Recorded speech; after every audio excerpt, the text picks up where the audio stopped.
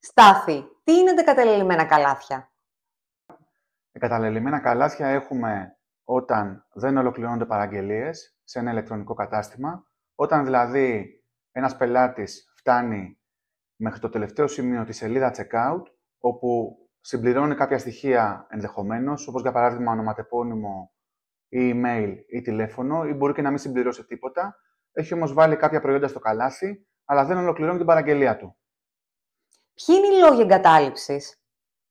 Οι λόγοι εγκατάλειψης ενός καλαθιού σε ένα ηλεκτρονικό κατάστημα μπορεί να ποικίλουν και μπορεί να έχουν να κάνουν είτε με την πολυπλοκότητα και τη δυσκολία της διαδικασίας ολοκλήρωσης παραγγελίας για ένα πελάτη, μπορεί να έχουν να κάνουν με την ασφάλεια ή μάλλον καλύτερα με την ανασφάλεια που νιώθει ένας πελάτης στο να ολοκληρώσει μια παραγγελία βάζοντας τα στοιχεία της χρεωστικής του ή της πιστωτικής του κάρτας. Μπορεί να έχουν να κάνουν ακόμα και με τα έξοδα αποστολής, τα οποία είναι περισσότερα από όσα περίμενε, ή και με την εταιρεία courier, η οποία για κάποιους λόγους μπορεί να μην τον ικανοποιεί. Με αποτέλεσμα ο πελάτης να μην ολοκληρώνει ποτέ την παραγγελία. Και τελικά, γιατί έχουν τόση σημασία? Γιατί έχουν σημασία τα εγκαταλελειμμένα καλάθια. Τα εγκαταλελειμμένα καλάθια έχουν τεράστια σημασία, γιατί πρόκειται για ενδυνάμει πελάτες, οι οποίοι έφτασαν μέχρι το τελευταίο βήμα της παραγγελίας, δεν την ολοκλήρωσαν ποτέ και πρέπει να μάθουμε για ποιους λόγους δεν ολοκλήρωσαν την παραγγελία, αλλά και τι πρέπει να κάνουμε προκειμένου να τους επαναφέρουμε στο ηλεκτρονικό κατάστημα και να ολοκληρώσουν την παραγγελία τους. Και για πες μας, πώς μπορούμε να τα αξιοποιήσουμε?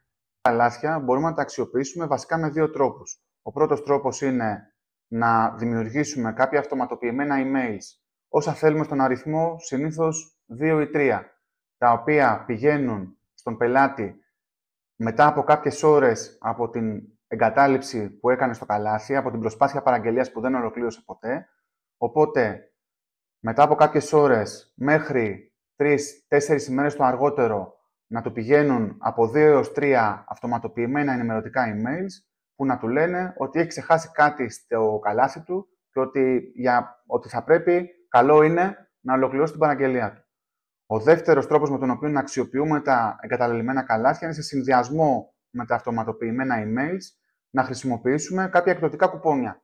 Για παράδειγμα, να πάρει ένα αυτοματοποιημένο email στο οποίο να αναφέρεται ότι θα μπορούσε να ολοκληρώσει την παραγγελία του με τα προϊόντα που έχει προσθέσει στο καλάθι του, χρησιμοποιώντας και ένα εκπτωτικό κουπόνι για την αγορά την οποία θα κάνει.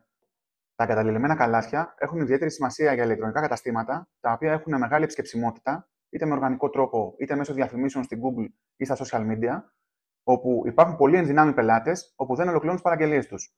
Αν θέλετε κι εσείς να εφαρμόσουμε την τεχνική Abandoned Carts, εγκαταλελειμμένα καλάθια και επιστροφή πελατών για ολοκλήρωση της παραγγελίας, επικοινωνήστε μαζί μας στο 210 38 09 279 ή μέσω email με το info@webprogress.gr.